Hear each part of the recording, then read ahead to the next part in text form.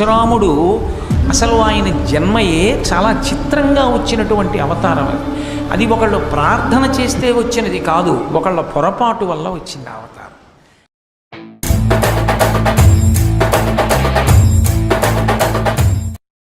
గాధి అని ఒక మహారాజు. ఆ గాధి అన్న మహారాజుకి ఒక కుమార్తె, ఒక్కతే కుమార్తె, ఆయనకి కొడుకులు లేరు. ఆమె పేరు సత్యవతి. ఆమె సుగుణాల రాశి. అందుకని ఆమెని వివాహం చేసుకోవాలి అని ఆ రోజుల్లో చాలామంది ప్రయత్నం చేశారు. అలా ప్రయత్నం చేసిన వాళ్ళల్లో భృగువు యొక్క కుమారుడైనటువంటి రుచీకుడు కూడా ఉన్నాడు. భృగువు రుచీకుడు ఇది బ్రాహ్మణుల యొక్క వంశం. ఆయనది గాధి క్షత్రియుడు. క్షత్రియ కన్యని బ్రాహ్మణుడు చేసుకోవడం శాస్త్రమర్యాద. కాబట్టి ఆ గాధి మహారాజు గారి యొక్క కుమార్తె అయినటువంటి సత్యవతిని భృగువు యొక్క కుమారుడైనటువంటి రుచీకుడు చేసుకోవాలనుకున్నాడు. రుచీకుడు వెళ్ళి గాధిని అడిగాడు, నీ కుమార్తెని నేను వివాహం చేసుకుంటాను అని అడిగాడు. అడిగితే గాధి అన్నాడు, మాకు వంశంలో ఒక ఆచారం ఉంది, మేము ఆడపిల్లని ఎవరికైనా ఇవ్వాలి అంటే కన్యాశుల్కం చెల్లించాలి. ఏమిటా కన్యాశుల్కం అంటే ధనం కాదు, ఒళ్ళంతా చంద్రకాంతి ఎలా ఉంటుందో అటువంటి తెల్లగా ఉన్నటువంటి 1000 గుర్రములను, ఒక్క చెవి మాత్రమే నల్ల కలువ ఎలా ఉంటుందో అటువంటి కాంతితో నల్లగా ఉండాలి. ఒక చెవి తెల్ల చుక్క లేకుండా నల్లగా ఉండాలి. ఒంటి మీద ఎక్కడా చుక్క ఉండకూడదు, చంద్రకాంతిలా తెల్లగా ఉండాలి. అటువంటి గుర్రములను 1000 గుర్రములను తెచ్చి ఎవరిస్తాడో వాడికి మా పిల్లని ఇస్తూ ఉంటాం, నువ్వు తెచ్చి ఇవ్వగలిగితే నీకు ఇస్తానన్నాడు. భృగువు యొక్క కుమారుడైనటువంటి రుచీకుడు బ్రాహ్మణుడి దగ్గర ఈ గుర్రాలు ఎక్కడి నుంచి ఉంటాయి, ఎక్కడికి వెళ్ళి యుద్ధాలు చేసి ఇప్పుడు పట్టుకొస్తాడు. అందుకని ఆయన తన తపోబలంతో వరుణలోకానికి వెళ్ళాడు. వరుణలోకానికి వెళ్ళి ఆ వరుణుడు ఈ రుచీకుడు కలుసుకున్నారు. రుచీకుడు తన తపశ్శక్తితో వరుణుడి దగ్గరికి వెళ్ళాడు. వెళ్ళి ఆ వరుణుణ్ణి అడిగాడు, అయ్యా నేను పెళ్లి చేసుకుందాం అనుకుంటున్నాను, నాకు ఇవ్వవలసిందే. అది సంతోషించి, నీ వంటి బ్రాహ్మణుడు వివాహం చేసుకుంటానని నా దగ్గరికి వస్తే ఇవ్వడం నా ధర్మం, కాబట్టి 1000 గుర్రాలు ఇస్తాను, తీసుకెళ్ళాడు. కానీ ఇప్పుడు 1000 గుర్రాలు వరుణలోకం నుంచి ఇక్కడికి ఎలా వస్తాయి? ఆయన అన్నాడు, నా సంకల్ప శక్తి చేత, వరుణుడికి ఉన్న అధికారం దేని మీద? జలముల మీద. నేను జలముల ద్వారా పంపించేస్తాను, ఇవి జలంలో వచ్చేస్తాయి. ఎక్కడికి వస్తాయి? గాధి పరిపాలిస్తున్న ప్రదేశం కన్యాకుబ్జం. కన్యాకుబ్జం దగ్గర గంగానది ప్రవహిస్తోంది. నువ్వు వెళ్ళి గంగానది ఒడ్డున నిలబడి స్నానం చేసి నమస్కారం చెయ్యి. ఆ గంగలోంచి 1000 గుర్రాలు బయటకు వస్తాయి, పట్టుకెళ్ళి గాధి మహారాజుకి ఇచ్చేయండి. ఈ రుచీకుడు గంగానది కన్యాకుబ్జంలో అశ్వతీర్థంలో స్నానం చేశాడు. 1000 గుర్రాలు పైకి వచ్చాయి. ఇప్పుడు ఈ 1000 గుర్రాలని పట్టుకెళ్ళి గాధి మహారాజుకి ఇచ్చాడు. ఇస్తే గాధి మహారాజు తన కుమార్తె అయిన సత్యవతీదేవిని రుచీకునికిచ్చి వివాహం చేశాడు. ఈ రుచీకుడు ఈ సత్యవతీదేవిని తీసుకొని గృహస్థాశ్రమంలోకి ప్రవేశించాడు. మళ్ళీ ఇక్కడ ఒక విచిత్రం జరిగింది. ఒకానొకప్పుడు శివకేశవులు ఇద్దరికీ 2 ధనస్సులు ఇచ్చారు. సంతోషం పుట్టింది. అద్భుతమైన ధనస్సులు నిర్మాణం చేసి ఇద్దరికీ చెరుకో ధనస్సు ఇచ్చారు. పరమేశ్వరుడు భవిష్యత్తు తెలుసుకోగలడు. పరమశివుడు తన దగ్గర ఉన్న ధనస్సుని తీసుకెళ్ళి జనక మహారాజు గారి వంశంలో పుట్టిన వాళ్ళ దగ్గర పెట్టాడు. శ్రీ మహావిష్ణువు తన ధనస్సు తీసుకెళ్ళి రుచీకుడికి ఇచ్చాడు. రుచీకుడి దగ్గర విష్ణు ధనస్సు. విష్ణు ధనస్సును ఎవరు ఎక్కువ పెట్టలేరు. న్యాసం అంటారు, అంటే అదో గౌరవం, అదో గౌరవంగా ఇంట్లో ఉంచుకుంటారు. ఈ శివధనస్సుకి విష్ణుధనస్సుకి ఓ పెద్ద కథ ఉంది. మళ్ళీ అది నడవడం కోసం వచ్చింది. అదంతా అమాయకంగా ఏదో పట్టుకెళ్ళి వస్తువు ఇచ్చినట్టు ఇవ్వడు పరమేశ్వరుడు.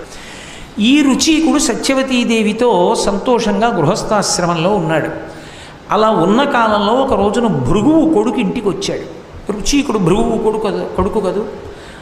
వస్తే కోడలు చాలా సంతోషంగా పరిచర్య చేసింది మామగారికి.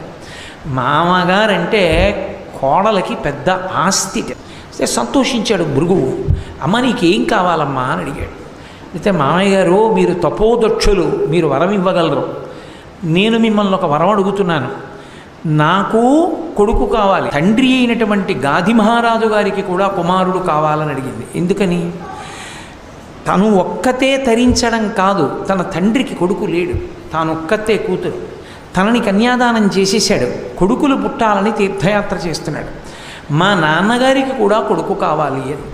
వెంటనే భృగువు గొప్ప తపశ్శక్తి సంపన్నుడు. ఆయన 2 చెరువులు ఏర్పాటు చేశాడు. చెరువులంటే ఏదో నీళ్లు తవ్విన చెరువులు అనుకోకండి, హవిష్యపాత్ర అంటారు. హవిష్యపాత్ర అంటే హోమం చేసేటప్పుడు వండినటువంటి హవిష్యాన్నం. ఆ హవిష్యాన్నాన్ని కొద్దిగా 2 పాత్రలలో పెట్టి తన మంత్రశక్తి చేత అభిమంత్రించాడు వాటిలోకి ఆ శక్తి ప్రవేశిస్తుంది. అమ్మ, మీ అమ్మ తిరిగి వస్తోంది తీర్థయాత్ర నుంచి, నిన్ను చూడడానికి ఇక్కడికి వస్తుంది, ఒక పని చెయ్యి, ఈ పాత్ర నువ్వు తిను, ఈ పాత్ర మీ అమ్మ తినాలి. ఎందుకు అంత జాగ్రత్త చెప్పాడు అంటే, ఇద్దరూ ఒక రకమైనటువంటి కర్తవ్యతానిష్ట ఉన్న కుటుంబాలు కావు. గాధి క్షత్రియుడు, సత్యవతి గాధి కుమార్తె అయినా తన కుమారుడైనటువంటి రుచీకుడికి భార్య అయింది.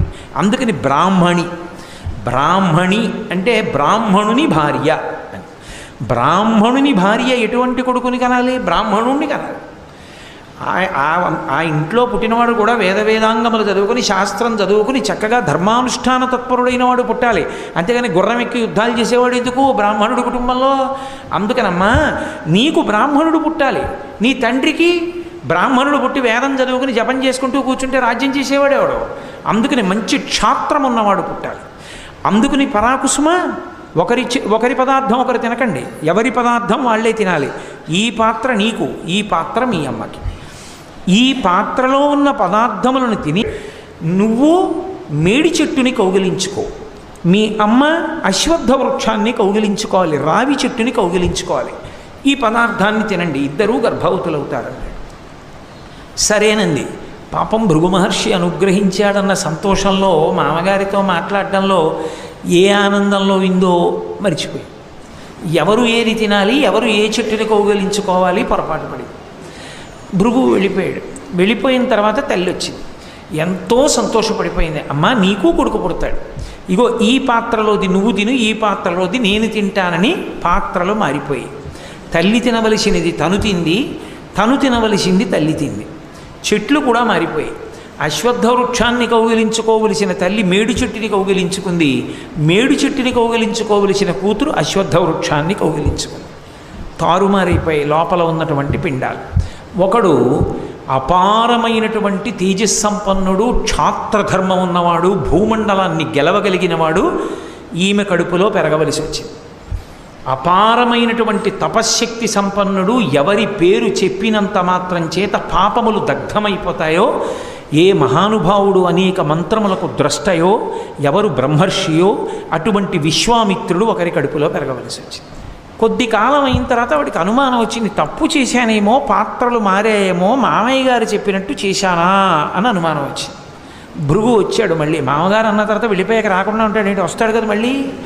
భృగువుని అడిగింది, మామయ్య గారు ఇలాగేనా చెయ్యాలి, ఇలా చేశానంది. ఎంత పని చేశావమ్మా, ఇప్పుడు నీ కడుపున పరమక్షాత్రధర్మమున్నవాడు, అపారమైన ఆవేశమున్నవాడు, విశేషమైనటువంటి గర్వాతిశయము కలిగినటువంటి వాడు, పౌరుష ప్రతాపములున్నవాడు పుడతాడు.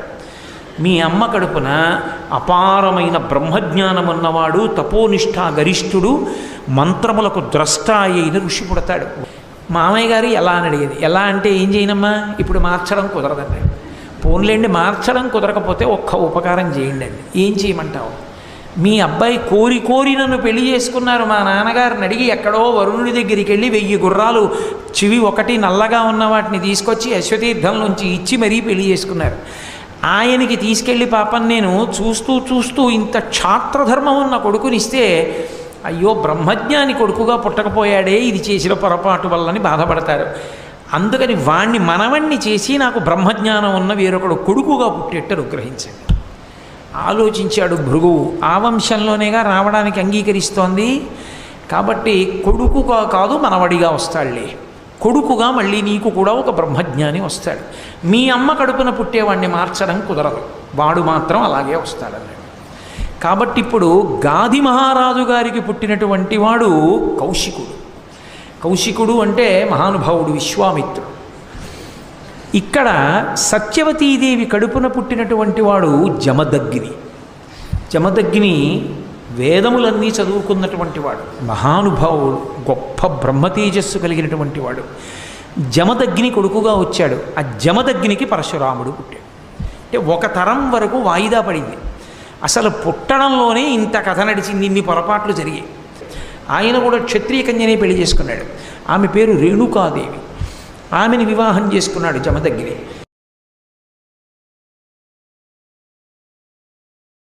ఆ జమదగ్ని మహర్షి రేణుకాదేవికి 5 కుమారులు జన్మించారు.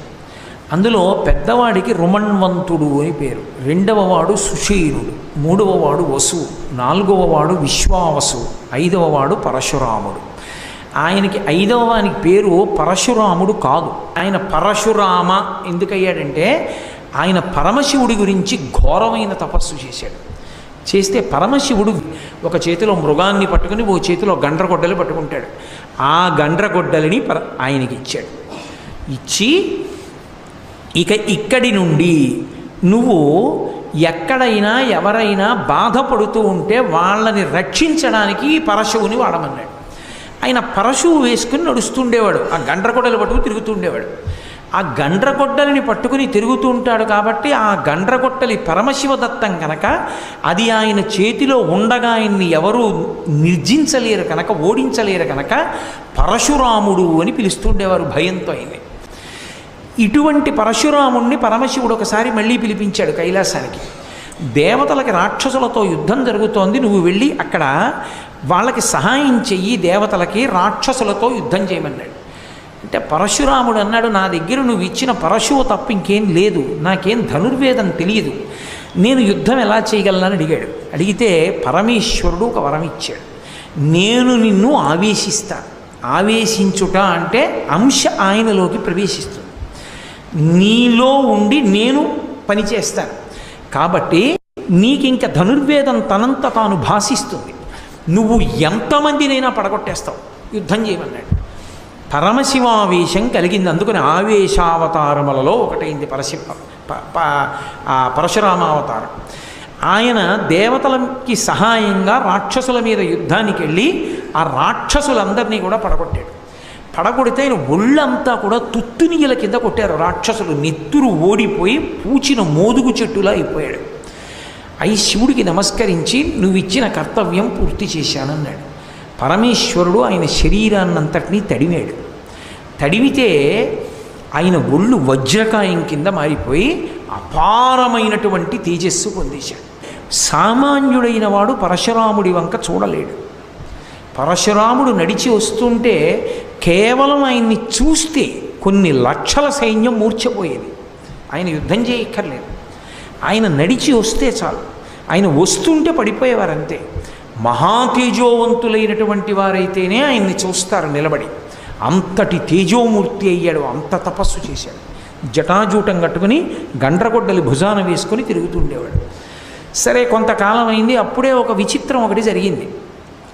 ఆయన మనసులో ఒక కోరిక ఉండేది, నేను ఒకే భగవానుణ్ణి శివుడిగా దర్శించాను, అదే భగవానుణ్ణి కృష్ణుడిగా చూడాలని కోరిక పెట్టుకున్నాడు. అప్పటికి ఇంకా కృష్ణావతారం రాలేదు. గోలోకమని ఒక లోకం, గోలోకే రాధికా స్వయం అని అమ్మవారు గోలోకంలో రాధికగా ఉంటుంది. ఆ గోలోకమునకు అధిదేవత కృష్ణుడు. ఆ కృష్ణస్వరూపాన్ని దర్శనం చేయాలని పరశురాముడికి కోరిక. ఆయన హిమవత్పర్వతం నుంచి నడిచి వస్తూ తీర్థయాత్రలు చేసి వస్తూ ఒక సరోవరంలో నీళ్లు తాగుతున్నాడు. నీళ్లు తాగుతుంటే 2 జింకలు పరిగెత్తుకొచ్చాయి. అవి అరుస్తూ పరిగెత్తుకొచ్చినటువంటి పరిస్థితి చూసి పరశురాముడు అనుకున్నాడు, వీటిని ఎవరో వేటాడుతున్నారు, భయపడి ఇలా వస్తున్నాయి అనుకున్నాడు. అవి అక్కడికి వచ్చి సేద తీరి నీళ్లు తాగుతుంటే ఒక జింక మనుష్య భాషలో అంది, జటాజూటం కట్టుకుని ఇంత తేజోమూర్తిగా ఉన్నాడు గొడ్డలి పట్టుకుని, వీడు మన్ని సంహరించాడు కదా అంది. రెండవ జింక అంది, ఆయన మన జోలికి రాడు, ఆయన పరశురాముడు మహాతేజోమూర్తి, ఆయన మన పక్కనంత ఉన్నంతకాలం మనని ఎవరూ చెనకరు, కానీ ఆయనకు కోరిక ఉంది విష్ణు దర్శనం చెయ్యాలని కృష్ణుడిగా, కానీ ఆయనకి తెలియదు ఆయన ఉపాసనా బలానికి ఆయనకి కృష్ణ దర్శనం అవ్వదు. ఆయనకి కృష్ణ దర్శనం అవ్వాలంటే ఈయన అగస్త్యాశ్రమానికి వెళ్ళి అగస్త్యాశ్రమంలో ఉన్న మునుల దగ్గర కృష్ణ స్తోత్రాన్ని ఉపదేశం పొంది జపం చేస్తే కృష్ణ దర్శనం అవుతుంది అని. ఆయన తెల్లబోయాడు. ఇదేమిరా 2 జింకలు మనుష్య భాషలో మాట్లాడుకుంటూ నా గురించి చెప్తున్నాయని ఆ జింకను అడిగాడు, నీకెలా తెలుసు నా గురించి, నువ్వు ఎలా చెప్పగలిగావని అడిగాడు. అప్పుడు ఆ జింక మళ్ళీ తన పూర్వజన్మ వృత్తాంతం చెప్పి, నేను ఒకానొకప్పుడు సుశర్మ అని పేరు కలిగినటువంటి బ్రాహ్మణుణ్ణి, వేదం చాలా బాగా చదువుకున్నాను, కానీ బ్రాహ్మణ జన్మ అయిన కారణం చేత పిరికితనం ఉండేది. ఒకనాడు దర్భలు పట్టుకుని ఇంటికి వెళ్ళడంలో దారి తప్పాను, చీకటి పడిపోయింది. చీకటి పడిపోయింది, క్రూర మృగాలు రావు కదా అని భయపడుతూ దర్భలు పట్టుకుని వెడుతున్నాను. ఇంతలో ఎక్కడి నుంచో ఒక పెద్ద పులి ఒక జింకని తరిమి నోట కరిచి పట్టుకుని పరిగెత్తింది. పులి నోట్లో ఉన్న జింకని స్మరిస్తూ ఒక రాళ్లగుట్ట మీద పడి తలకి దెబ్బ తగిలి నెత్తురు కక్కి మరణించాడు. చిట్ట చివరి స్మృతిలో జింక ఉండిపోయింది. కానీ దర్భలు చేత పట్టుకుని అంత వేదం చదువుకున్న పవిత్రమైన బ్రాహ్మణుడిగా మరణించాను కనుక బ్రహ్మచారిగా నాకు విశేష స్మృతి ఉంది. ఎవరు ఏ లోపంలో ఉన్నా తెలుసుకోగలరు, వాళ్ళ కోరిక ఏమిటో నాకు తెలుస్తుంది. అందుకని చెప్పగలిగాను, నువ్వు అగస్త్యాశ్రమానికి వెడితే కృష్ణుని యొక్క మంత్రోపదేశం పొందితే నీకు కృష్ణ దర్శనం అవుతుందని. అయితే అగస్త్యాశ్రమానికి వెడతానని ఆయన బయలుదేరాడు, ఆయన వెనక జింకలు బయలుదేరాయి. ముగ్గురు వెళ్ళారు. అగస్త్యాశ్రమంలో కృష్ణ మంత్రాన్ని ఉపదేశం పొంది జపం చేశాడు. ఆయనకి కృష్ణ సాక్షాత్కారం అయింది. కృష్ణ భగవానుడు నీకేం కావాలని అడిగాడు. ఆయన ఒక విచిత్రమైన కోరిక కోరాడు. నాకేమీ కోరిక లేదు, ఒక్కసారి మిమ్మల్ని చూడాలని కోరుకున్నాను, అంతే. మీ దర్శనమైంది చాలు, నాకే కోరిక లేదు. దేవతలు ప్రత్యక్షమైతే కోరిక తీర్చకుండా వెళ్ళారు. కృష్ణ భగవానుడు అన్నాడు, ఇవాళ నుండి నేను కూడా నీలో ఆవేశిస్తున్నాను. నేను నిన్ను ఆవేశించడానికి ఒక కారణం ఉంది. రామావతారం ఏమిటో నీకు తెలిసేటటువంటి రోజు ఒకటి వస్తుంది. నువ్వు రాముణ్ణి నిలదీస్తావు. రాముణ్ణి నిలదీసి నీ చేతిలో ఉన్న విష్ణు చాపాన్ని రాముడికి ఇచ్చినప్పుడు రాముడెవడో తెలియగానే నేను నీలోంచి అంతర్ధానం అవుతాను. అప్పుడు నీ తేజస్సు క్షయం అవుతుంది. ఆ తర్వాత నువ్వు ఇక స్థిరంగా కూర్చుంటావు ఓ పర్వతం మీద. అప్పటి వరకు నువ్వు తిరుగుతూనే ఉంటావు. నీకు నా ఆవేశ అవసరం ఉంది, అందుకే నేను నీలో ప్రవేశిస్తున్నానని కృష్ణుడు కూడా ప్రవేశించాడు. ఇప్పుడు ఆయన యందు శివ తేజస్సు విష్ణు తేజస్సు కూడా ప్రవేశించాడు. ఈ రెండు తేజస్సులతో కూడినటువంటి వాడై ఇంటికి వెళ్ళాడు. అలా కాలం గడిచిపోతోంది. అలా కాలం గడిచిపోతూ ఉండగా ఒకనాడు జమదగ్ని మహర్షి తన భార్య అయినటువంటి రేణుకాదేవిని పిలిచి ఏదో అనుష్ఠానం చేసుకోవడానికి సరోవరానికి వెళ్ళి నీళ్లు తీసుకురమ్మన్నాడు. ఆవిడ పాత్ర పట్టుకుని నీళ్లు తీసుకురావడానికి వెళ్ళింది. అక్కడికి చిత్రరథుడు అనబడేటటువంటి గంధర్వుడు తన భార్యలతో వచ్చి మెడలో పూలదండలు వేసుకుని జలక్రీడలు ఆడుతున్నాడు. ఆ గంధర్వుడి యొక్క రూపాన్ని చూసి ఎంత బాగున్నాడో అన్న భావనతో ఆయన చేస్తున్న జలక్రీడల్ని తమకంతో చూసింది రేణుకాదేవి. ఆ చూస్తూ ఉండిపోవడంలో ఆలస్యం అయిపోయింది. భర్తకి నీటి పాత్ర తీసుకెళ్ళడం భయపడుతూ గబగబా తీసుకెళ్ళింది. భార్యని చూస్తూనే గుర్తించాడు జమదగ్ని, నువ్వు మానసిక వ్యభిచారం చేశావు, భార్యాస్థానంలో ఉండడానికి యోగ్యురాలివి కావు అని 5 కొడుకుల్ని వరుసగా పెద్ద కొడుకు అయినటువంటి వాడి దగ్గర నుంచి రుమణ్వంతుడి దగ్గర నుంచి ఒక్కొక్కరిని పిలిచి మీ అమ్మని చంపేసేయండి అన్నాడు. అంటే పెద్ద కొడుకు రుమణ్వంతుడు అన్నాడు, నాకు జన్మనిచ్చినటువంటి తల్లి పరదేవతా స్వరూపం, ఆవిడ్ని నేను చంపడం ఏమిటి, చంపనన్నాడు. రెండవ కొడుకుని పిలిచాడు సుషేణుడు, అమ్మని చంపన్నాడు, నేను చంపనన్నాడు. మూడవ కొడుకు వసువుని పిలిచాడు, నేను చంపనన్నాడు. 4వ కొడుకు విశ్వావసువుని పిలిచాడు, నేను చంపనన్నాడు. మీరు నలుగురు నా మాట వినలేదు కాబట్టి ఈ అరణ్యంలో చెట్లు మృగములైపోండి అన్నాడు. వెంటనే వాళ్ళు చెట్లు మృగములైపోయారు. 5వ వాడైనటువంటి భార్గవరాముణ్ణి పిలిచాడు. పిలిచి మీ తల్లిని సంహరించు అన్నాడు. వెంటనే కత్తి తీసి తల నరికేశాడు తల్లి. భార్గవరాముడు ఆవిడ తల ఊడి పడిపోయింది. పడిపోగానే తండ్రి ప్రసన్నుడయ్యాడు. ఒరేయ్, నేను చెప్పిన పని చేశావురా నువ్వు, చాలా చాలా సంతోషిస్తున్నాను, నీకేం వరం కావాలో కోరుకో, ఇస్తాను వరాలన్నాడు. మా అమ్మ తిరిగి బ్రతకాలి, అది నా మొదటి కోరిక అన్నాడు. బ్రతికిస్తున్నాను మీ అమ్మనన్నాడు. నా అన్నలు మళ్ళీ చైతన్యం పొంది మనుష్య స్వరూపాలు పొందాలి అన్నాడు. మళ్ళీ వాళ్ళందరూ మనుష్య స్వరూపాలు పొందారు. నాకు చిరంజీవిత్వం కావాలన్నాడు. ఇస్తున్నాను. అందుకు పరశురాముడు చిరంజీవి అయ్యాడు. జమదగ్ని మహర్షి యొక్క వరం. ఆయన చంపాడు అంటే పరశురాముడు ఆయనకి తన తండ్రి అయిన జమదగ్ని మహర్షి యొక్క శక్తి తెలుసు. అమ్మ అలా ఉండిపోతే మానసిక వ్యభిచారం చేసింది కాబట్టి భార్యాస్థానంలో ఉండకూడదు. చచ్చిపోతే మళ్ళీ బతికిస్తే ఆ దోషం అక్కడతో పోయింది కాబట్టి మళ్ళీ భార్యాస్థానంలో ఉండొచ్చు. అందుకు చంపమన్నాడు. ఆ తండ్రి అంత శక్తివంతుడని తెలుసుకున్నవాడు కాబట్టి పరశురాముడు చంపాడు. సామాన్యమైనటువంటి వాళ్ళకి నిజంగా తండ్రి అంత శక్తివంతుడే అయినా తల్లిని అన్నల్ని చంపకూడదు. నాకు మా నాన్నగారు మళ్ళీ బతికిస్తారనుకుని చంపేశానండి, పరశురాముడు చంపలేదా అని అనడానికి వీలు లేదు. ఎందుకంటే పరశురాముడి యందు శివకేశవుల యొక్క ఆవేశం ఉన్నది ఆయనకి తెలుసు కాబట్టి చంపాడు. మనకు అలాంటి ఆవేశాలు ఉండవు, లేనిపోని కొత్త ఆవేశాలు మనకు ఉండకూడదు. పరశురాముడి జీవితం అనేకమైన మలుపులు తిరిగిపోయింది. జమదగ్ని మహర్షి ఆశ్రమంలో ఉన్నాడు. పరశురాముడు దర్భలు తీసుకురావడానికి, పళ్ళు తీసుకురావడానికి అరణ్యంలోకి వెళ్ళాడు. పరశురాముడు అరణ్యంలో ఉన్నాడు, జమదగ్ని మహర్షి ఆశ్రమంలో ఉన్నాడు. రేణుకాదేవి పక్కనుంది. ఉండగా కార్తవీర్యార్జునుడు అరణ్యానికి వచ్చాడు. ఆయన నదీ తీరంలో కింది భాగంలో తన భార్యలతో కలిసి జలక్రీడలు ఆడుతున్నాడు. అదే సమయానికి ప్రదోష వేళలో ఎందుకో రావణాసురుడు పుష్పక విమానంలో వెళ్ళిపోతున్నాడు. ఆయన నది ఒడ్డున దిగి స్నానం చేసి సంధ్యావందనం చేసుకుని సైకతలింగం చేసి దానికి ఆరాధన చేస్తున్నాడు. వీళ్ళకో పిచ్చి కోరిక పుట్టింది కార్తవీర్యార్జునుడి భార్యలకి. నీకు 1000 చేతులు ఉన్నాయి కదా, నదీ ప్రవాహాన్నంతటినీ ఆపేయగలవా 1000 చేతులతో అని అడిగారు. అది పెద్ద విషయమా అని 1000 చేతులు అడ్డు పెట్టాడు. అడ్డు పెడితే ప్రవాహం వెనక్కి వెళ్ళింది. వెనక్కి వెళ్ళి ప్రవాహం పెరుగుతూ వచ్చి ధ్యానంలో ఉండి పువ్వులు వేస్తున్నటువంటి రావణాసురుడి తొడల కిందకు వచ్చి ఆ పూజ చేస్తున్న సైకతలింగాన్ని కరగకొట్టి తీసుకెళ్ళిపోయింది. అకస్మాత్తు ప్రవాహం ఎందుకు పెరిగింది కిందకెళ్ళి చూడమన్నాడు భటుల్ని. కార్తవీర్యార్జునుడు భార్యలతో జలక్రీడలు ఆడుతున్నాడని చెప్పారు. ఆ కార్తవీర్యార్జునుడు 1000 చేతులు నరికేస్తానని యుద్ధానికి వెళ్ళాడు. అయితే ఆయన చూసి వీడెవడరా 10 తలల పురుగు యుద్ధానికి వచ్చింది, నా మీదకని యుద్ధం చేయలేదు, ఇలా పట్టుకున్నాడు. పట్టుకుని తీసుకుపోయి ఈ పురుగు నేను భార్యలతో జలక్రీడలు ఆడుతుంటే నా మీదకు వచ్చిందని కారాగారంలో బారేసి తలుపేసేయండి అన్నాడు. అంత శక్తివంతుడు కార్తవీర్యార్జునుడు, 1000 చేతులతో ఉంటాడు. ఆ కార్తవీర్యార్జునుడు ఎందుకో అరణ్యానికి వచ్చాడు వేటాడడానికి. విధి అని ఒకటి ఉంటుంది కదా, అప్పుడే ఆయనకి ఆకలేసింది, దాహం వేసింది. ఇక్కడ ఎవరున్నారని వెతుక్కుంటూ వెళ్ళాడు. అరణ్యంలో జమదగ్ని మహర్షి ఆశ్రమం కనపడింది.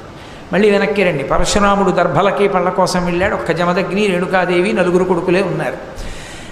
వచ్చి మధ్యాహ్నం వేళ అయింది, నేను ప్రభువుని వేటకు వచ్చాను, ఆకలేస్తోంది, ఆతిథ్యం ఇమ్మన్నాడు. ఇంటికి వచ్చిన అతిథికి లేదనకూడదని వెంటనే తన దగ్గర ఉన్నటువంటి హోమధేనువు అంటారు, అంటే దాంతో ఏం చేస్తారు అంటే హోమం చేస్తుంటారు. ఆవు పాలతో యజ్ఞంలో వాడుతూ ఉంటారు. ఆ కామధేనువుని పిలిచి కార్తవీర్యార్జునుడి సైన్యానికి, కార్తవీర్యార్జునుడికి వాళ్ళకిష్టమైన పదార్థాలేవో అవన్నీ రాసులుగా ఇమ్మన్నాడు జమదగ్ని. కామధేనువు వెంటనే ఇచ్చేసి అవన్నీ వడ్డించారు. రాజు అన్నీ తిన్నాడు. రాచబుద్ధి కదూ. వీళ్ళని అడిగేది ఏమిట్రా, ఈ ధేనువు మందే, రాజరికం నాది, ఈయన దగ్గర ఎందుకు హోమం చేసుకోవడానికి? ఎంతమందికైనా అన్నం పెట్టగలిగిన ఈ కామధేనువు నా దగ్గర ఉండాలి, తోలుకు రెండని వెళ్ళిపోయాడు. ధేనువు వెళ్ళగానే ఇంటికి వచ్చాడు పరశురాముడు. దూడ అరుస్తోంది. తండ్రి బాధగా కూర్చున్నాడు. అడిగాడు, నాన్నగారు ఏమైందండి, మన ఇంట్లో ఉండవలసిన ఆవేది అని అడిగాడు.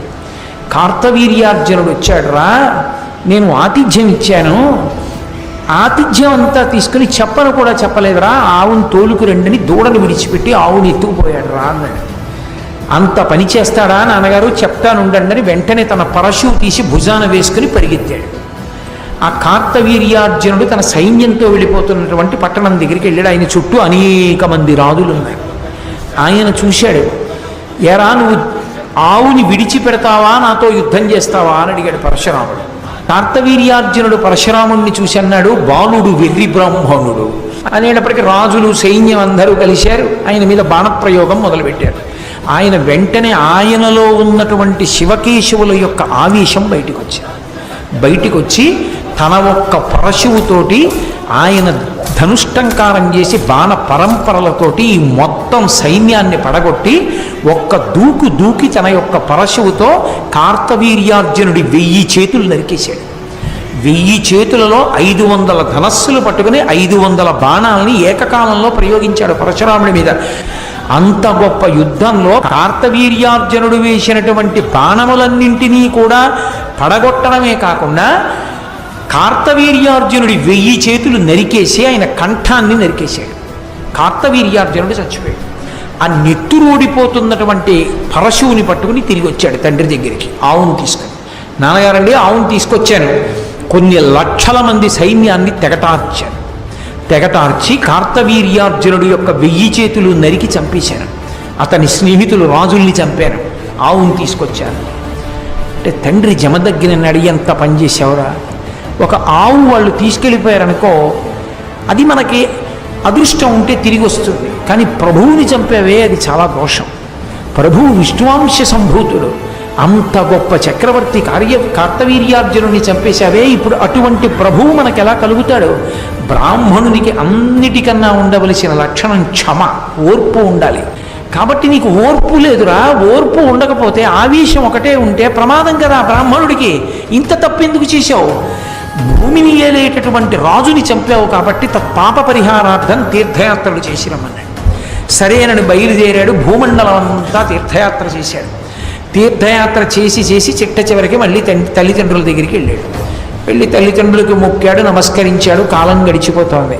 ఒకనాడు మళ్ళీ అరణ్యానికి దర్భలు తీసుకురావడానికి వెళ్ళాడు. ఇక్కడ జమదగ్ని ఒక్కడే కూర్చుని ఉన్నాడు. ఆ కార్తవీర్యార్జునుడి యొక్క కుమారులు ఉన్నారు. వాళ్ళు బయలుదేరి జమదగ్ని దగ్గరికి వచ్చారు. మా నాన్నని చంపేసిన వాడు ఈ జమదగ్ని కొడుకైన పరశురాముడే, కాబట్టి ఈ జమదగ్ని చంపేస్తామని కూర్చున్నవాడిని కూర్చున్నట్టు కత్తి పెట్టి తల నరికేశాడు. ఆయన మురిగిపోయింది ఆయన శరీరం మురిగిపోగానే ఆ అరణ్యంలో ఉన్నటువంటి వాడిని పిలిచారు. పిలుస్తూ ఆ తల్లి జమదగ్ని యొక్క భార్య ఆ పడిపోయినటువంటి జమదగ్ని యొక్క శరీరం మీద పడి గుండెలు బాదుకుంటూ ఏడుస్తూ పిలిచింది.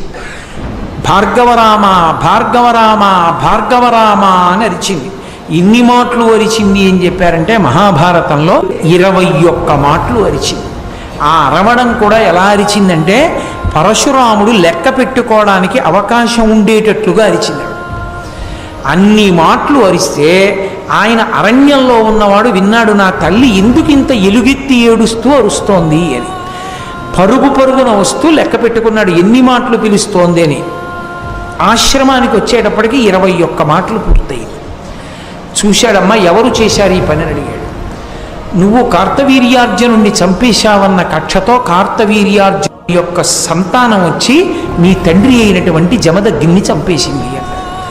వెంటనే ఆయనకి కోపం వచ్చి, అమ్మా ఈ క్షత్రియులు దురహంకారులు, భూమిని పరిపాలించవలసినటువంటి క్షత్రియులు యుక్తాయుక్త విచక్షణ లేకుండా ప్రవర్తిస్తున్నారు. ఒకప్పుడు ఆతిథ్యం పొంది ఆవునెత్తుకుపోయారు. ఆవునెత్తుకుపోతే నేను ఆవుని విడిచిపెట్టమని అడిగితే బ్రాహ్మణుడు వెర్రివాడు చంపేసేయమన్నారు. నేను యుద్ధం చేస్తే నా చేతిలో చచ్చిపోయాడు. ఆయన ఆవుని విడిచిపెట్టలేదు కాబట్టి యుద్ధం చేసి చంపాను. నేను లేనప్పుడు దొంగ దెబ్బ తీసి నా తండ్రిని చంపాను. ఈ క్షత్రియులు బతకడానికి వీల్లేదమ్మా. నువ్వు 21 మాటలు గుండెలు బాదుకుని అరిచావు కనుక 21 మాటలు ఈ భూమండలం అంతా తిరుగుతాను. క్షత్రియుడన్నవాడు కనబడితే చంపేస్తాను. గర్భస్థ పిండమై ఉన్నా కూడా విడిచిపెట్టను, శిశువైనా కూడా విడిచిపెట్టను. క్షత్రియుడన్నవాడు ఈ భూమి మీద ఉండడానికి వీల్లేదు. 21 మాటలు భూమండలం అంతా తిరిగి క్షత్రియులన్న వాళ్ళని విడిచిపెట్టకుండా సంహరించి ఈ నెత్తురంతా తీసుకెళ్ళి కురుక్షేత్రంలో 5 హ్రదములు తవ్వాడు. 5 చెరువులు తవ్వి 5 చెరువులు ఈ క్షత్రియుల యొక్క నెత్తుటితో నింపాడు. వాటిని శమంతక పంచకమని పిలుస్తారు. 5 నెత్తుటి చెరువులు చేసి 5 నెత్తురు తీసి తండ్రికి పితరులకు తర్పణం చేశాడు. అది ఆవేశం.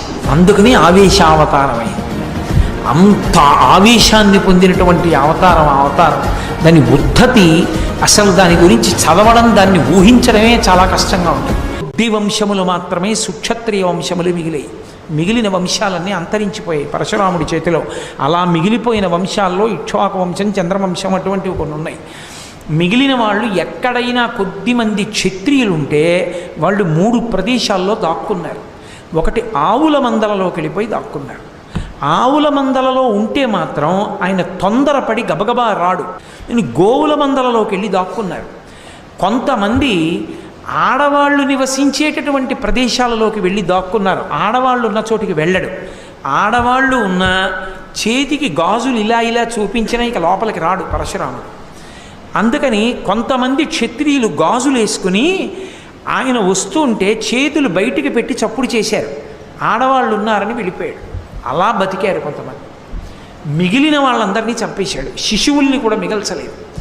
21 మాటలు భూమండలం అంతా తిరిగి క్షత్రియులన్న వాళ్ళని విడిచిపెట్టకుండా సంహరించి ఈ నెత్తురంతా తీసుకెళ్ళి కురుక్షేత్రంలో 5 హ్రదములు తవ్వాడు, 5 చెరువులు తవ్వి 5 చెరువులు ఈ క్షత్రియుల యొక్క నెత్తుటితో నింపాడు.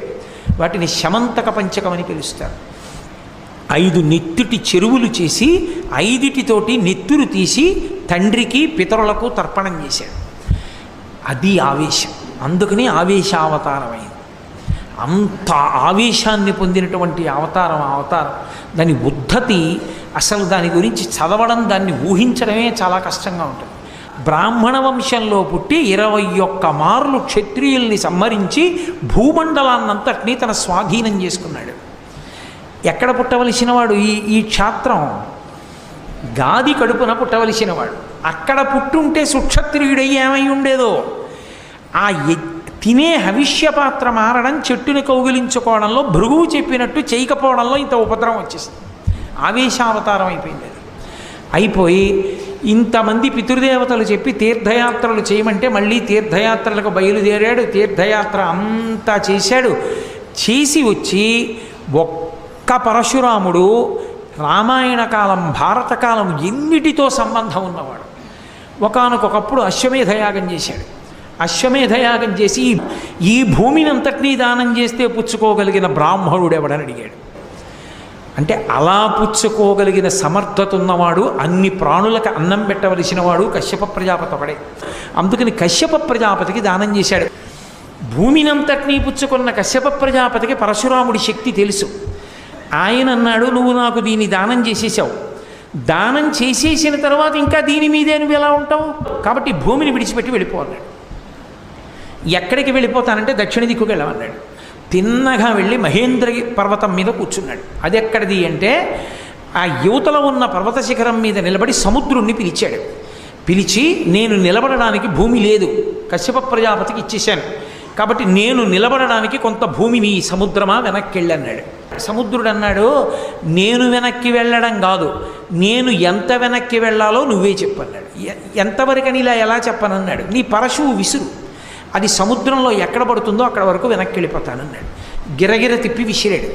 విసిరితే ఆ పరశువు సముద్రంలో పశ్చిమ దిక్కుకి ఎంత దూరం పడిందో సముద్రం అంత వెనక్కి వెళ్ళింది. కశ్యప ప్రజాపతికి భూమిని దానం చేసేసాడు. దానం చేసినప్పుడే ద్రోణాచార్యుల వారికి తెలిసింది. అప్పటికి ద్రోణాచార్యుల వారు కటిక దరిద్రంలో ఉన్నారు. ఇంత దరిద్రంలో ఉన్నాను, మహానుభావుడు పరశురాముడు అందరికీ అన్నీ దానం చేస్తున్నట్ట, నేను వెళ్ళి ఏదైనా దానం అడుగుతానని పరశురాముడి దగ్గరికి వచ్చాడు. అయ్యా, మీరు అన్ని దానాలు చేస్తున్నారట, పేద బ్రాహ్మణుణ్ణి నాకు ఏమైనా ఇవ్వండి అన్నాడు. అంటే పరశురాముడు అన్నాడు, అందరికీ అన్నీ ఇచ్చేశాను, నా దగ్గర ఏం లేవు, 2 ఉన్నాయి. ఒకటి నా శరీరం ఉంది, 2 నా దగ్గర ధనుర్విద్య ఉంది, ధనుర్వేదం. రెండిటిలో ఏది కావాలో కోరుకో, ఇచ్చేస్తాను. అంటే మీ శరీరాన్ని తీసుకుని నేనేం చేస్తాను, మీ దగ్గర ఉన్న ధనుర్వేదాన్ని నాకు ఇమ్మన్నాడు. అంటే ద్రోణాచార్యుల వారికి ధనుర్వేదాన్నంతటినీ పరశురాముల వారే ఇచ్చారు. అందువలనే ద్రోణాచార్యుల వారు అంత గొప్ప ఆచార్యుడై ఆ రోజుల్లో ప్రపంచ దేశాల అన్నిటి నుంచి కూడా విలువిద్య నేర్చుకోవాలంటే ద్రోణాచార్యుల వారి దగ్గరికే వచ్చేవారు. ద్రోణాచార్యుల వారి దగ్గర విద్య నేర్చుకున్నప్పుడు ద్రోణుడు ఒకడికి విద్య నేర్పకపోవడం, పరశురాముడు నేర్పడమే మహాభారత కురుక్షేత్ర యుద్ధానికి మళ్ళీ కారణమైంది. ఎక్కడ కారణమైందంటే ద్రోణాచార్యుల వారు అందరికీ అస్త్రాలను నేర్పుతున్నప్పుడు కర్ణుడు ద్రోణాచార్యుల వారి దగ్గరికి ఏకాంతంలో ఉన్నప్పుడు వెళ్ళాడు గురువుగారి దగ్గరికి. వెళ్ళి, గురువర్యా, నేను మీతో ఒక రహస్యం మాట్లాడాలన్నాడు. ఏం కావాలరా అని అడిగాడు. నాకు బ్రహ్మాస్త్రం కావాలి అన్నాడు. దేనికి నీకు బ్రహ్మాస్త్రం అని అడిగాడు. అర్జునుడిని చంపాలనుకుంటున్నాను అన్నాడు. అర్జునుడు ధర్మపక్షం, కర్ణుడు ధర్మపక్షం కాదు. ఎందుచేత అంటే కర్ణుడు పుట్టుక చేత సుగుణాభిషోభిత, గొప్ప గుణములున్నవాడు, సహజ కవచ కుండలములున్నవాడు, సూర్యపుత్రుడు, కుంతీదేవి కుమారుడు. కానీ సంగము వలన ఆయనకు వచ్చినన్ని దుర్గుణాలు ఎవరికీ రాలేదు. అన్ని దుర్గుణాలు వచ్చాయి. దుర్యోధనుడు తొడ చూపించి ద్రౌపదీదేవిని వచ్చి కూర్చొమ్మనడానికి కారణం కర్ణుడు మాట్లాడిన మాటలే. 5గురుండి నిన్ను రక్షించుకోలేకపోయారు, 6వ భర్తని చూసుకోని దుర్యోధనుడిని చూపించాడు. కర్ణుడి మాటలు విని దుర్యోధనుడు తొడకొట్టి ఆ ద్రౌపదీదేవిని వచ్చి కూర్చోమన్నాడు. ఎక్కడైనా సరే సభ జరుగుతూ ఉండగా పురుషుడు తన తొడ మీద చప్పుడు చేయకూడదు. అంత పెద్ద సభలో నిండు పేరోలగంలో ద్రౌపదీదేవి వంక చూస్తూ తొడ చరిచాడు కాబట్టే ఆ ధర్మానికే కురుక్షేత్రంలో ఆయన తొడలు విరిగిపోయి పడిపోయాడు. ఇటువంటి కర్ణుడు ద్రోణాచార్యుల వారి దగ్గరికి వెళ్ళి బ్రహ్మాస్త్రం అడిగాడు. నేను ఇవ్వనన్నాడు. ఎందుకు ఇవ్వవని అడిగాడు. నువ్వు సూతుడివి, నీకు ఇవ్వనన్నాడు. ఓ నేను సూతుడును కాబట్టి, సుక్షత్రియుడను కాను కాబట్టి, చారిత్రమున్న బ్రాహ్మణుణ్ణి కాను కాబట్టి నాకు బ్రహ్మాస్త్రం ఇవ్వలేదు. ఈ బ్రహ్మాస్త్రాన్ని పరశురాముడి దగ్గర ద్రోణుడు నేర్చుకున్నాడు. ఆ పరశురాముడు చిరంజీవి, ఇప్పటికీ మహేంద్ర పర్వతం మీద ఉన్నాడు. ఆ పరశురాముడి దగ్గర నేర్చుకుంటాను. ఈ గురువుకి తెలియకుండా ఆ గురువు దగ్గర సంపాదిస్తాను. అయితే ఈ గురువు వేసిన ప్రశ్నే ఆ గురువు వేయడని నమ్మకం ఏమిటి? అందుకని తిన్నగా పరశురాముడి దగ్గరికి వెళ్ళి ఎవరు నువ్వని అడిగాడు పరశురాముడు. నేను భృగువంశ సంజాతుడైన బ్రాహ్మణుణ్ణని చెప్పాడు. నమ్మాడు పరశురాముడు. నమ్మి భార్గవాస్త్రాన్ని కూడా ఇచ్చాడు. భార్గవాస్త్రాన్ని బ్రహ్మాస్త్రాన్ని కూడా ఉపదేశం చేసేసాడు. ఉపదేశం అయిపోయిన తర్వాత ఓ రోజున గురు శిష్యులిద్దరూ అరణ్యంలో తిరుగుతున్నారు. శిష్యుడు అంటే కడుపున పుట్టిన కొడుకుతో సమానం. అందుకే గురువుగారు అలిసిపోయి ఉంటే ఆ కింద కూర్చున్నాడు కర్ణుడు. ఒరే నీ తొడ మీద తల పెట్టుకుని కాసేపు పడుకుంటాను రా అన్నాడు పరశురాముడు. సరే పడుకోమన్నాడు. పడుకున్నాడు పరశురాముడు కర్ణుడి తొడ మీద తల పెట్టుకుని. ఇంతలో దంశుడు అని ఒక రాక్షసుడు, ఆయన ఒకానొక శాపకారణం చేత చిన్న పందిపిల్ల ఎంత ఉంటుందో ఆ పందిపిల్లంత రూపాన్ని పొందాడు. దానికి 8 కోరలతో ఉంటుంది, అది కాళ్లతోటి. అది కర్ణుడి తొడ కింద చేరి అది విపరీతంగా కొరికేస్తుంది. అది తొడ కొరికేస్తోంది కర్ణుడి. గారికి కోపం వస్తుందేమోనని కర్ణుడు కదపలేదు తొడ. అది తొలిచేస్తోంది తొడని. ఆ నెత్తురు కారి పడుకున్న పరశురాముడి భుజం కిందకి వెళ్ళింది. ఏదో గోరువెచ్చగా తడి తగులుతున్నట్టుగా తగులుతోందని పరశురాముడు దిగ్గున నిద్ర లేచి చూసుకున్నాడు. నెత్తురు ఉంది. ఆ కర్ణుడిని కాలెత్తమన్నాడు. నెత్తురు కనపడింది. పరశురాముడు ఇలా చూశాడు. ఆ క్రిమి వంక అది పందిపిల్లంతుంది. పరశురాముని యొక్క తేజస్సు చూసేసరికి వెంటనే అది కాలిపోయి అందులోంచి రాక్షసుడు పైకి లేచాడు. అయ్యా నా పేరు దంశుడు. నేను ఒకప్పుడు ఒక మహర్షి బలవంతంగా అపహరించే ప్రయత్నం చేస్తే నాకు ఆ మహర్షి శాపకారణంగా ఈ రూపం కలిగిందని శరీరం విడిచిపెట్టాడు. అప్పుడు పరశురాముడు తేరిపారి చూశాడు కర్ణుడి వంక. ఏమిరా నువ్వు బ్రాహ్మణుడవైతే ఇంత ఓర్పు ఉండదు. శరీరానికి బాధ కలిగితే బ్రాహ్మణుడు ఓర్చలేడు, దెబ్బ తగిలితే తట్టుకోడు. క్షత్రియుడైతేనే తట్టుకుంటాడు. నువ్వు క్షత్రియుడవా, బ్రాహ్మణుడివి మాత్రం కాదు. నువ్వు అబద్ధం చెప్పావు, నిజం చెప్పు, నువ్వెవరని అడిగాడు. అడిగితే నేను సూతుడను అని చెప్పాడు కర్ణుడు. వెంటనే పరశురాముడు అన్నాడు, నువ్వు నా దగ్గర అబద్ధం చెప్పి అస్త్రాల్ని పొందావు కనుక ఆపత్కాలమునందు నీకు ఈ అస్త్రములు స్ఫురించకుండుగాక అన్నాడు. అందుకే కర్ణుడికి మరణ సమయంలో బ్రహ్మాస్త్రం కానీ భార్గవాస్త్రం కానీ జ్ఞాపకానికి రాలేదు. పరశురాముడి దగ్గర బ్రహ్మాస్త్రం నేర్చుకున్నాడు, భార్గవాస్త్రం ఉపదేశం పొందాడు, ప్రయోగ ఉపసంహారాలు తెలుసు. కానీ తిరిగి వచ్చిన తర్వాత దుర్యోధనుడు అడిగాడు, పరశురాముడి దగ్గర అస్త్రాలు నేర్చుకున్నావా, ఏమైంది నీ ప్రయత్నం అని అడిగాడు. నేను వెళ్ళిన ప్రయత్నం పూర్తయింది, పరశురాముడి దగ్గర అస్త్రాలని ఉపదేశం పొందాను అన్నాడు. కాబట్టి కురుక్షేత్ర సంగ్రామం జరిగి అధర్మాత్ములు మడిసిపోవడానికి కారణం పరశురాముడు కూడా అయ్యాడు. పరశురాముడు కర్ణుడికి ఉపదేశం చేసి ఉండకపోతే, దుర్యోధనుడికి ఆ మాట చెప్పకపోతే మహాభారతం ఎటు తిరిగేది అన్న విషయం కొంచెం ఆలోచించవలసినటువంటి విశేషం. కాశీరాజు తన కుమార్తెలకి స్వయంవరం ప్రకటించాడని తెలుసుకున్న భీష్మాచార్యుల వారు, తమ్ముడు ఎలాగో పనికి మారినవాడు, వెళ్ళి రాజుల్ని ఓడించి తెచ్చుకోలేడు భార్యల్ని, తనే వెళ్ళి ఆ స్వయంవరానికి వచ్చిన రాజులందరినీ ఓడించి అంబాలికల్ని రథం ఎక్కించి హస్తినాపురానికి తీసుకెళ్లి పెళ్లి కూతుళ్ళగా కూర్చోబెట్టి పెళ్లి చేసుకోమన్నాడు తమ్ముడిని. అంటే విచిత్ర వీర్యుడి వంక చూసి అందులో అంబంది, ఇతపూర్వమే నా మనసు సాల్వదేశ ప్రభువుకి ఇచ్చాను కాబట్టి మేము ఒండులను వివాహం చేసుకుందాం అనుకున్నాం. అంటే ఆయన అన్నాడు, ఇది ధర్మాతిక్రమణం, మనసు ఒక చోట మనువు ఒక చోట కుదరదు. ఆడదాని మనస్సు వివాహపూర్వం అలా ఇంకొక పురుషుడు ఎందు ప్రవేశించకూడదు. నువ్వు సాల్వ ప్రభువుని వివాహం చేసుకుంటానన్నావు, ఆయన నిన్ను వివాహం అన్నాడని అంటున్నావు. ఇది తెలియక మీ తండ్రి నీకు స్వయంవరం ప్రకటించాడు. నిన్ను సకల లాంఛనాలతో సాల్వరాజు దగ్గరికి పంపించేస్తున్నాను, వెళ్ళిపోమ్మని పంపించేశాడు. రథం ఇచ్చి పంపిస్తే తీరా సాల్వభూపతి దగ్గరికి వెడితే ఆయన అన్నాడు, నన్ను ఓడించి భీష్ముడు ఎత్తుకుపోయాడు నిన్ను. కాశీరాజు మీ నాన్న స్వయంవరం ప్రకటించినప్పుడు నువ్వు భీష్ముడి సొత్తు, భీష్ముడు ఏం చేసుకుంటే చేసుకుంటాడు, తమ్ముడికి ఇచ్చి చేస్తాడు, లేకపోతే భీష్ముడు చేసుకుంటాడు. భీష్ముడు ఎత్తుకుపోయి భీష్ముడి చేతిలో ఓడిపోయినటువంటి నేను ఇక నిన్ను పెళ్లి చేసుకోనన్నాడు. ఆవిడ మళ్ళీ వెనక్కి వెళ్ళింది. అక్కడేమో సాళ్వుడు పెళ్లి చేసుకోనంటున్నాడు, నా జీవితం ఉత్తిరైపోయింది, కాబట్టి నాకు నీ తమ్ముడినిచ్చి పెళ్లి చెయ్యదు, నా తమ్ముడినిచ్చి పెళ్లి చెయ్యను, అధర్మం, నీ మనసు వేరొక చోట ఉంది, నా తమ్ముడికి ఎందుకు ఇస్తాను ఇవ్వనన్నాడు. అయితే ఎత్తుకొచ్చినా నువ్వే చేసుకోండి, నాకు ప్రతిజ్ఞ ఉంది ఆజన్మ బ్రహ్మచర్యం, నేను అసలు చేసుకోనన్నాడు. మరి నా జన్మ ఏమైపోవాలండి, నీ కర్మ అన్నాడు. వివాహపూర్వం పరపురుషుణ్ణి మనసులో ఎందుకు పెట్టుకోవాలనుకున్నావు, పోవతల కన్నాడు. ఇది భారతీయ సంస్కృతి. అంటే ఇప్పుడు అంబకి కక్ష పట్టుకుంది భీష్ముడి మీద, నా జీవితం పాడు చేసిన వాడు భీష్ముడే అని కక్ష పట్టి పరశురాముడు ఉన్న చోటికి తన మాతామహుడు అంటే తన తల్లి తండ్రి గారిని తీసుకుని వెళ్ళింది.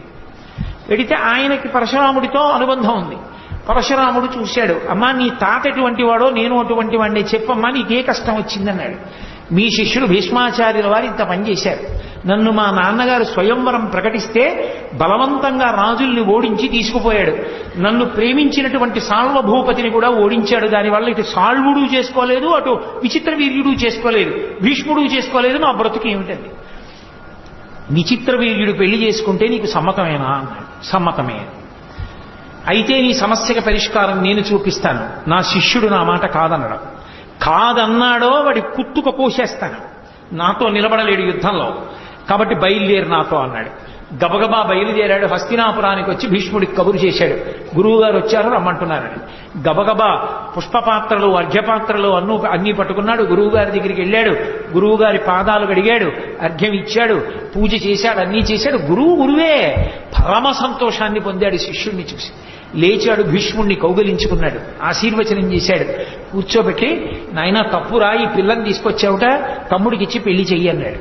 అయ్యా మీరు గురువుగారే కావచ్చు కానీ ధర్మం చెప్పాలి కానీ అధర్మం చెప్పకూడదు కదా, ఈమె మనసు సాళ్వుడి దగ్గర ఉందని ఈమెయే చెప్పింది. సాళ్వుడు ఇప్పుడు చేసుకోనంటే నేనేం చేస్తాను, ఈ పిల్ల ఆ విషయం స్వయంవర సమయంలో నాకు చెప్పలేదు, చెప్పనప్పుడు నేను ఈమెను తీసుకొచ్చాను, అప్పుడే చెప్తే అప్పుడే వదిలేసి వచ్చేవాడిని. కాబట్టి నా తమ్ముడికి ఇచ్చి పెళ్లి చేసే సమస్య రాదు, అలా చెయ్యను, అన్నగారిగా ఉండే అధర్మంతో కూడిన పని చెయ్యమని మీరు నన్ను నిగ్రహించకూడదన్నాడు. అంటే నువ్వు గురువుకే ధర్మం చెప్తావా, ఇలా అయితే నాతో యుద్ధం చేయవలసి ఉంటుందన్నాడు. అధర్మపు పని చేశాను అనిపించుకోవడం కన్నా గురువుగారితో యుద్ధం చేసి ప్రాణం పోగొట్టుకున్నానో గురువుగారిని నిగ్రహించానా మీకు గౌరవం, పోయానా ధర్మానికి పోయానని నాకు గౌరవం, కాబట్టి యుద్ధమే చేస్తానన్నాడు. భీష్ముడు పోడు, స్వచ్ఛంద మరణం వరం. ఇద్దరికి యుద్ధం ప్రారంభమైంది. ఎన్నాళ్ళు జరిగింది అనుకుంటున్నారు? మహాభారతం భీష్మ పర్వంలోంచి చెప్తున్నాను నేను. ఇప్పుడు అవన్నీ ఇన్ని పర్వాలు, ఇన్ని పురాణాలు వచ్చి నేను పద్యాలన్నీ మొదలు ఎప్పటికవుతుంది, అందులో వదిలిపెట్టేశాను ఇవాళ. ఆ యుద్ధం జరుగుతున్నప్పుడు ఎన్ని రోజులు జరిగిందో ఒకళ్ళనొకళ్ళు తుత్తునీయల కింద కొట్టేసుకున్నారు.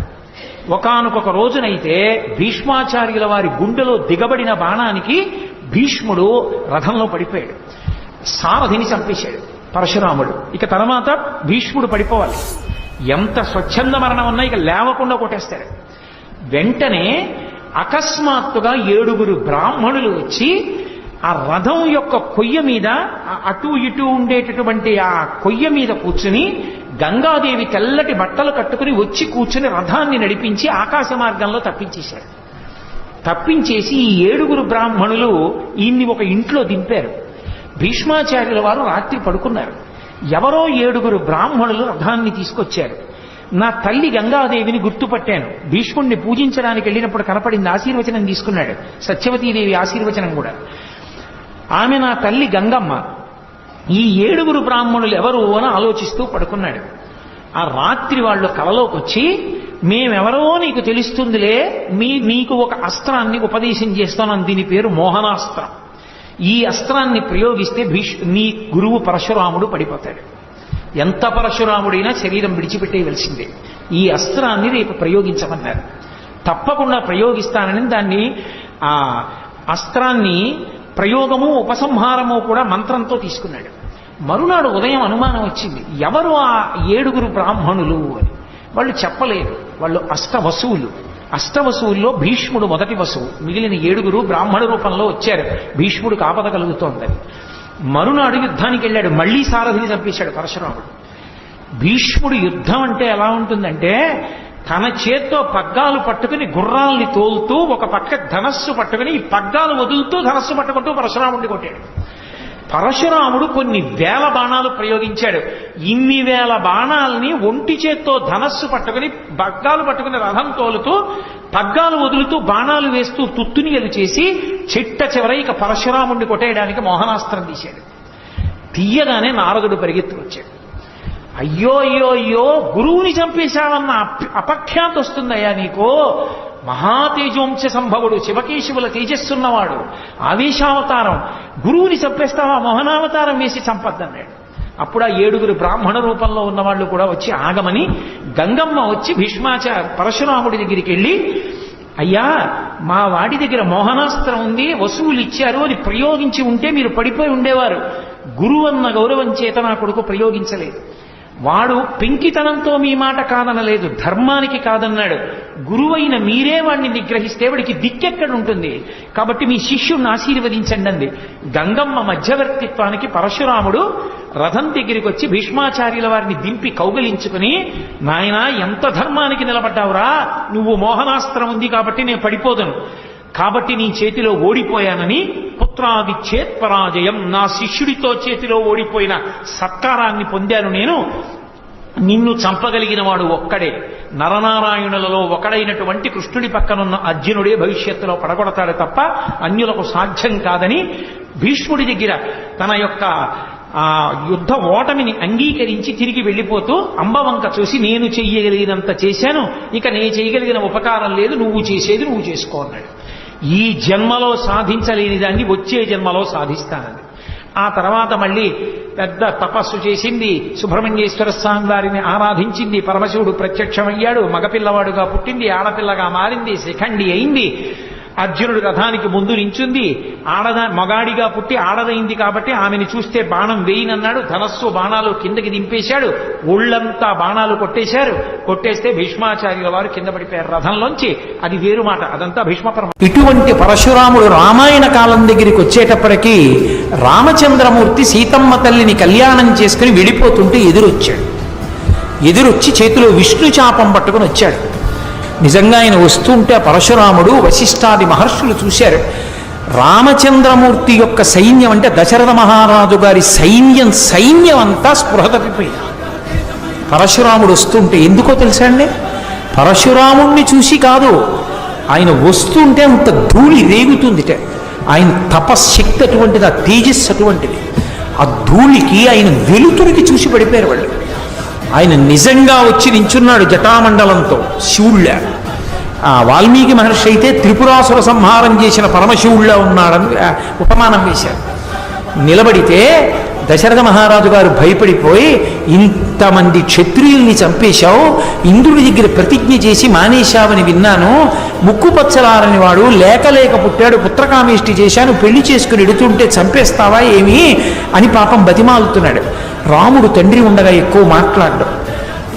ఏమిరా పిల్లవాడా అన్నాడు. దశరథుడిని విడిచిపెట్టి రాముడి వంక తిరిగి, శివధనస్సుని భంగం చేశావుట, ఏది విష్ణు శాపాన్ని అందుకో చూద్దాం అని తన తాతగారైనటువంటి రుచీకుడి దగ్గర విష్ణువు పెట్టినటువంటి ధనస్సుని ఇప్పుడు తీసుకొచ్చాడు.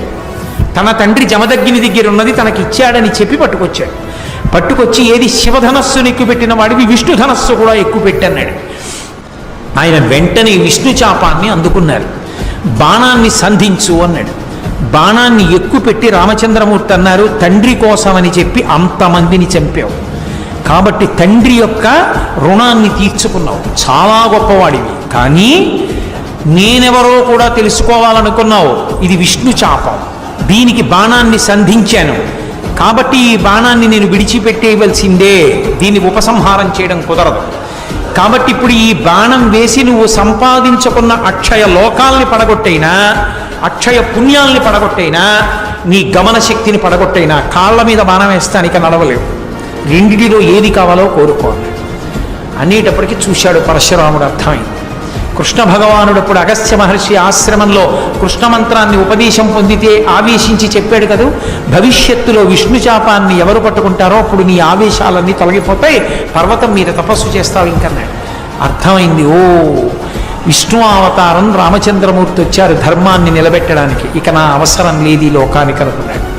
అనుకుని రామా నా పాదములను కొట్టేస్తే నేను ఈ భూమిని కశ్యప ప్రజాపతికి దానం చేశాను, గమనశక్తి పోతే రాత్రి అయితే నేను ఈ భూమి మీద ఉండకూడదు, వెళ్ళిపోవాలి మహేంద్రగిరి మీదకి, అందుకని నా గమనశక్తిని కొట్టకు, నేను సంపాదించుకున్న అక్షయ పుణ్యాల్ని కొట్టేసేయమన్నాడు. అంటే విష్ణు చాపంలోంచి బాణం విడిచిపెడితే పరశురాముడు తపస్సు చేసి సంపాదించుకున్న అనంతమైన పుణ్యాలన్నీ కూడా కాలిపోయాయి. కాలిపోతే తేజస్సు అంతా క్షీణించిపోయి బరువుగా అడుగులు వేస్తూ మహేంద్ర పర్వతం మీదకి వెళ్ళిపోయాడు, విష్ణు చాపాన్ని వదిలిపెట్టేసి. వెళ్ళిపోతే పితృదేవతలందరూ కనపడ్డారు. కనపడి ఒరే మా కోసమని కార్తవీర్యార్జునుడు వచ్చి జమదగ్నిని చంపాడని కోపగించి 21 మాటలు క్షత్రియుల్ని చంపావు, అటువంటి నువ్వు ఇలా అయిపోతే మాకు చాలా బాధగా ఉందిరా, అందుకని నువ్వు ఇలా ఉండడానికి వీల్లేదు. ఇదిగో ఈ దక్షిణ దేశంలోనే ఫలానా ప్రదేశంలో వధూసరా అనబడేటటువంటి నది ఉంది. వధూసరా అనేటటువంటి నదిలో నువ్వు స్నానం చేస్తే నువ్వు పోగొట్టుకున్నటువంటి అక్షయ పుణ్యాలు ఏ ఉన్నాయో విష్ణు చాపంలోంచి విడిచిపెట్టిన బాణం వల్ల ఆ పుణ్యాలన్నీ మళ్ళీ నీకు దక్కుతాయి, కాబట్టి వెళ్ళి స్నానం చేయమన్నారు. మరునాడు బయలుదేరి వధూసరా నది యందు స్నానం చేశాడు. స్నానం చేస్తే మళ్ళీ విపరీతమైనటువంటి తేజస్సు పుణ్యములు పొంది ఇక లోకానికి నా అవసరం లేదని చిరంజీవి అయి ఆనాటి నుండి మహేంద్ర పర్వతం మీద కూర్చుని తపస్సు చేస్తూ గుహలలో ఉంటాడు. ఆయన మాత్రం ఇప్పటికీ అకృతవ్రణుడు మాత్రం ఆయన కోసం ఎదురు చూస్తూ అన్ని ఏర్పాట్లు చేస్తూ ఉంటాడు. ప్రతి మాసంలో చతుర్దశి తిథి నాడు మాత్రం ఆ మహేంద్ర పర్వతం మీద ఉన్న గుహలోకి వచ్చి దర్శనమిస్తూ ఉంటాడు.